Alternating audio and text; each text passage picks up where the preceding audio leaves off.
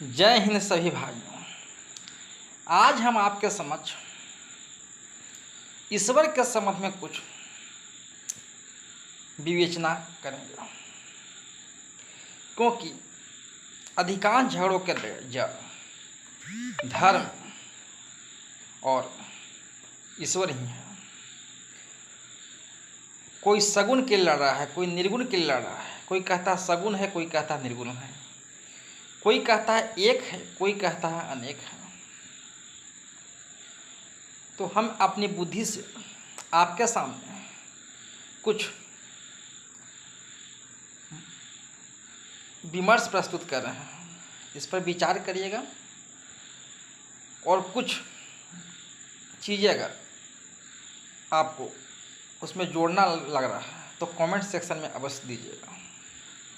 हम आपके सामने प्रस्तुत कर रहे हैं। बिनु पग चलाही सुनही बिनु काना, और कर बिनु करही करमा विधि नाना। आनन रहित सकल रस भोगी, बिनु बानी बक्ता बड़ योगी। तनु बिनु परसु नयन बिनु देखा, अग्रह घ्राण बिनु बासय शेषा। अस सब भांति अलौकिक करनी, महिमा जासु सकहि को बरनी। मैंने बिना हाथ के वो कार्य करता है, उसके पैर नहीं है फिर भी चलता है, उसके आँख नहीं है फिर भी सब कुछ देखता है, उसके जीभ नहीं है पर सब कुछ स्वाद चखता है, नाक नहीं है पर सब चीज का गंध उसे महसूस करता है। वह ईश्वर अद्वितीय है, अकल्पनीय है। उसकी महिमा को कौन वर्णन कर सकता है। तो रामायण में आज पढ़ रहा था, उसमें यह वर्णन हमें बहुत ही प्रासंगिक नजर आया। तो ईश्वर निगम नेति शिव ध्यान न पावा, आगम निगम वेद श्रुति गावा। तो शंकर आगम निगम को जानने वाला, वो भी उनकी महिमा का पार नहीं जान सके। हमारा वेद श्रुति पुराण ग्रंथ सब उसके महिमा का बखान कर रहे हैं। वो है, ये नहीं आप कह सकते हैं कि ईश्वर नहीं है। जो कहता है ईश्वर नहीं है वो सत्य से अपने मुख को मोड़ रहा है। विज्ञान ने एक अच्छा चीज हमें प्रदान किया, तर्क करना। वही तर्क हमें सिखाता है कि ईश्वर है। जो चीज़ हम अगर देख नहीं पा रहे हो तो ये नहीं कह सकती कि वो है नहीं। हमारा मोबाइल जो चल रहा है अभी आपका, इसमें डाटा आ रहा है, इसको देख नहीं पा रहे हैं लेकिन उससे अनेक कार्य हो रहे हैं, तो उसका अनुभूति हम करें कि वो है, तब ये डाटा चल रहा है। कभी नेटवर्क स्लो होता है तो दिक्कत आने लगती है। उसी प्रकार वो ईश्वर कण कण में है, हर जगह विद्यमान है, हर चीज को देख रहा है, हर कार्यों में उसकी इच्छा छिपी हुई है। एक सूखा पत्ता भी उसके मर्जी के बिना नहीं खड़कता है। तो निडर रहें, निर्भीक रहें और उस पर विश्वास करें, क्योंकि he is the controller of mind. वो दिमाग को कंट्रोल करता है। जिसको से जैसा कार्य करवाना होता है उसको वैसी बुद्धि, वैसा ज्ञान, वैसा परिस्थितियां पैदा कर देता है। तो वह जगत पिता है, परमेश्वर है। आधुनिक युग के सबसे महान वैज्ञानिक आइंस्टीन भी ये कहते थे कि कोई है, एक शक्ति है जो इस ब्रह्मांड को चला रही है। इतना नियमित, इतना हर चीज में नियम से बंधा हुआ हमारा सृष्टि है कि इसको हम गणित के भाषा में और फिजिक्स के भाषा में डिकोड कर सकते हैं। वो डिकोडिंग जान के ही वैज्ञानिक सूर्य चंद्रमा की स्थिति के पता लगा करके एकदम नियत समय बता देते हैं किस समय सूर्य ग्रहण, किस समय चंद्र ग्रहण लगेगा। आज हम एक सैटेलाइट छोड़ करके तालियां इसके गड़गड़ाहट से अपने को गुंजायमान कर उठते हैं। सोचिए, उसने हमारा पृथ्वी का सैटेलाइट चंद्रमा को बनाया, मंगल के कई सैटेलाइट बनाए, सूर्य का सैटेलाइट हमारा पृथ्वी जैसे 9 ग्रह हैं। इस ब्रह्मांड में अनेकों सैटेलाइट घूम रहे हैं, प्राकृतिक सैटेलाइट। वो कैसा बुद्धिमान था। कोई अंडाकार पथ पर घूम रहा है। हर चीज में एक विज्ञान छिपा हुआ है। विज्ञान केवल ये कर सकता है, वैज्ञानिक केवल यह कर सकते हैं कि उसको डिकोड कर सकते हैं, उस पर फिर सिद्धांत को यूज करके नया काम कर सकते हैं। लेकिन वह प्रकृति को बना चुका है, आज से नहीं, आज से सैकड़ों हजारों लाखों वर्ष पूर्व। न जाने कितने इस पृथ्वी पर, इस ब्रह्मांड में अलग अलग ब्रह्मांड छिपे हुए हैं। हर ब्रह्मांड के नियम अलग अलग हैं। पहले हम कहते थे पृथ्वी चपटी है, बाद में हम लोग जाना पृथ्वी गोल है, उसके बाद फिर ये जाना पृथ्वी नारंगी के समान गोल है। पहले हम ये कहते थे सूर्य पृथ्वी के चारों ओर घूमती है, लेकिन बाद में मैंने ये जाना कि पृथ्वी सूर्य के चारों ओर घूमती है, सूर्य स्थिर है। लेकिन बाद में ये भी पता लगा कि सूर्य भी स्थिर नहीं है, वो अपने आकाश गंगा का परिक्रमा कर रहा है। लेकिन बाद में वैज्ञानिक को ये भी पता लगा आकाश गंगा भी स्थिर नहीं है। तो जैसे जैसे खोज बढ़ते जाएगा, हम लोग इस अनंत ब्रह्मांड को जान पाएंगे और उस पर ब्रह्म की परिकल्पना को समझ पाएंगे कि उसने इतना अद्भुत, इतना अद्वितीय, अकल्पनीय संसार का निर्माण किया है। हम एक कैमरा को बना के कहते हैं कि मैंने इस तरह का लेंस का आविष्कार किया, और वो हमारे जैसे असंख्य जीवों के आंख में अलग अलग तरह के कैमरा फिट कर दिया। सोचिए वो कैसा बुद्धिमान प्राणी है। अगर वो कोई अलग सभ्यता है तो निश्चित ही उसकी सभ्यता हमसे बहुत आगे बढ़ चुकी है। हम एक रोबोट बना करके बहुत खुश होते हैं, और उसने न जाने कितने जैवीय रोबोट बना दिए जो अपने ही समान अनेक रोबोट को जन्म दे सकता है, जिसको हम लोग सजीव कहते हैं। सोचिए, वो निर्जीव रोबोट नहीं बना रहा है, सजीव रोबोट बना रहा है। वो कैसा बुद्धिमान प्राणी होगा।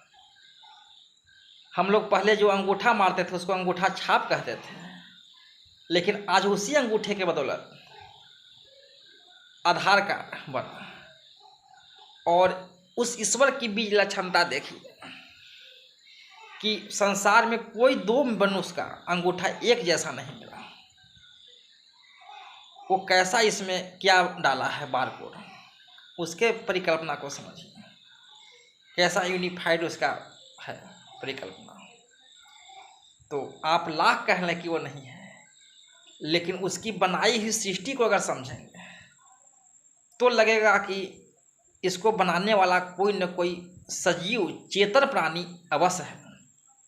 ये अपने आप नहीं हो सकता।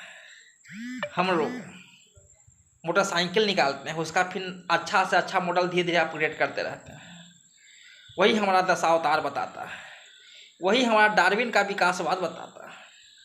वो सभ्यता भी नए नए प्रजातियों को विकास करते करते आज मनुष्य तक पहुंची है, जो इस धरती का सबसे उन्नत प्राणी है, सबसे बुद्धिजीवी प्राणी है। और इसी बुद्धि के बल पर हम लोगों ने जल, नभ, थल तीनों पर विजय प्राप्त कर लिया।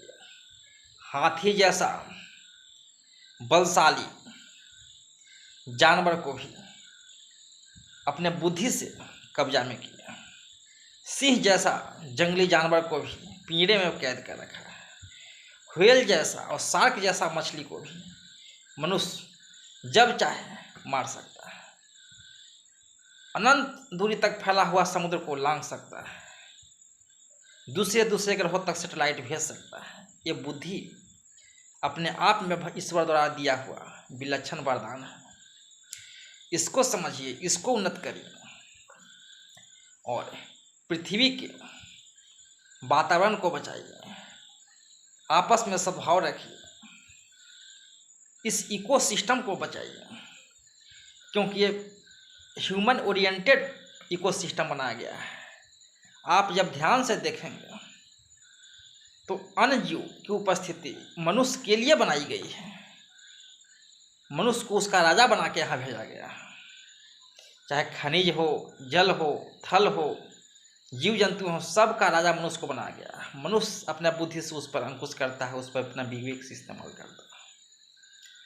तो ईश्वर है, उसकी अनुभूति हर कण कण में दिख रही है। आज तक कोई दो व्यक्ति ऐसे नहीं मिले जिनका चेहरा हूबहू 100% मिलता हो। सोचिए, अरबों की जनसंख्या पहुंच चुकी है, कई अरब जनसंख्या हो चुकी है, लेकिन एक जैसा चेहरा वाला दो व्यक्ति नहीं मिले हूबहू। कैसा विलक्षण होगा। फिर भी हम लोग कहते हैं अरे ईश्वर क्या है।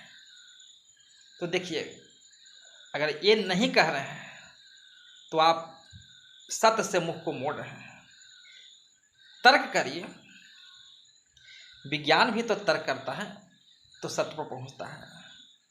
आज नहीं तो कल आप उसी जगह पर पहुंचे थे जिसमें लाखों वर्ष पूर्व हमारा वेद पहुंच चुका था।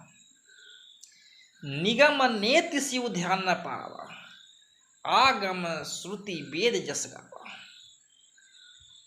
हमारा वेद, श्रुति, आगम सब उसकी महिमा का बखान कर रहे हैं, और शिव भी उनके महिमा को पार आज तक नहीं पा सके। और सगुण निर्गुण में बहुत ज़्यादा भेद नहीं है। जैसे पानी को देख लीजिए, जब वो जम जाता है तो बर्फ में होता है, उसको हम देख पाते हैं। लिक्विड अवस्था में भी उसको हम देख पाते हैं, लेकिन जब भाप बन जाता है, जलवाष्प वायुमंडल में मिला होता है, उसको हम देख नहीं पाते हैं। लेकिन वही घनीभूत होकर फिर पानी बन जाता है। तो मूर्ख लोग कहेंगे कि वायुमंडल में पानी है ही नहीं, पानी ही है, उसमें भाप के रूप में है। उसी प्रकार से वह निर्गुण निखिल ईश्वर है। जब जब आवश्यकता महसूस करता है, अलग अलग रूपों में, अलग अलग अवतारों में, अलग अलग समय में, अलग अलग हिसाब से वो जन्म लेता है। रामायण में भी कहा गया है, जब जब हो वही धर्म की हानि, बाढ़हि असुर अधम अभिमानी। करहि अनीति जाय नाही बरनी, सीदहि विप्रधेनु सुरधरनी। तब तब प्रभु धरोई मनुज शरीरा, हरत धरनी के पाप रघुवीरा। तो यहाँ पर जब जब धर्म की गलानी हुई है, तब तब वो निर्गुण निराकार परब्रह्म सगुण के रूप में प्रकट हो जाता है। चाहे कोई भी अवतार हो, समय के हिसाब से वो पृथ्वी के बोझ को कम करने के लिए, पापियों का संहार करने के लिए और धार्मिक समुदाय को उन्नति करने के लिए जन्म लेता है। गीता में भी इसी वाणी का उद्घोष भगवान श्री कृष्ण कर रहे हैं। जदा जदा ही धर्मस्य ग्लानि भवति भारत, अभ्युत्थानस्य धर्मस्य आत्मयुगं सृजामहं। परित्रणाय साधूनां विनाशाय च दुष्कृतां, धर्म संस्थापनार्थाय संभवामि युगे युगे।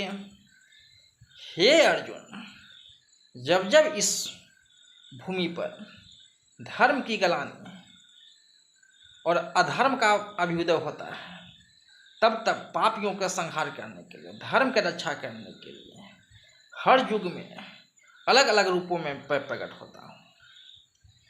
तो ईश्वर निर्गुण और सगुण में बहुत ज़्यादा भेद नहीं है। विवेकी लोग उसमें भ्रम में नहीं पड़ते। वो निराकार परब्रह्म है, जैसा रूप चाहे वैसा रूप धर सकता है। तो आशा करते हैं कि आप सृष्टिकर्ता में विश्वास रखेंगे और बुरे कर्म से दूर रहेंगे, परोपकार को उन्नति देंगे, जीवन में आसान्वित रहिए और उस पर विश्वास रखें। अगर सत्कर्म में है तो आपका वो सहायता करेगा। और संघर्ष से मत डरिए। हर मनुष्य संघर्ष से ही महान बनता है। हरिश्चंद्र संघर्ष से ही हरिश्चंद्र कहलाया, राम संघर्ष से ही राम कहलाया। वीर भोग्य वसुंधरा, यह वसुंधरा वीरों के लिए ही भोग है। तो आस्तिक रह करके कर्म कांड मैं नहीं कह रहा हूँ, आस्तिक अलग चीज़ है, अध्यात्म अलग चीज़ है, कर्म कांड अलग चीज़ है। तो आध्यात्मिक बनिए, ईश्वर को समझिए, पूजा को समझिए। केवल दिन भर पूजा नहीं करने के लिए कह रहे हैं, कर्म में प्रवृत्त होइए। भगवान श्री कृष्ण भी कह रहे हैं कर्मण्येवाधिकारस्ते मा फलेषु कदाचन, कर्म करने में ही तेरा अधिकार है।